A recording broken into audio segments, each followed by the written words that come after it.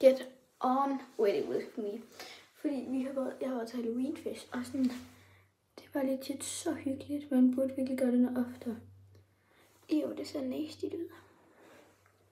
Og nu skal jeg bare have det her, fordi jeg magter ikke have på mere. Og det her, det lavede jeg sådan selv. Så det er ikke sådan en klistermærke på, det er bare noget, jeg sådan har lavet selv. Så jeg kan sådan gøre sådan her. Ja. Sådan, okay. Jeg tager lige af. Okay, så det jeg prøver at sige, at min veninde Vika og min veninde Silje, vi var sådan mest i klasselokale, og så også min veninde Karla. Og Silje, det er hendes far, som sådan ejer det der udstyr. Og der var sådan en røgmaskine og sådan lys og sådan højtaler og mikrofoner. Så det var sådan virkelig hyggeligt. Og så sådan var der også limbo.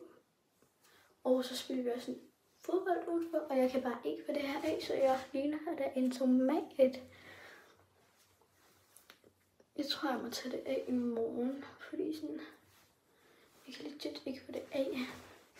Så det er stadig, mit hår det er sådan stadigvæk sådan lidt grebet, men sådan ikke så meget, som det var før. Men ja, så det var min get on with me. Måske sætter jeg clips ind, og måske gør jeg ikke. Men hvis jeg ikke gør, så vi ses.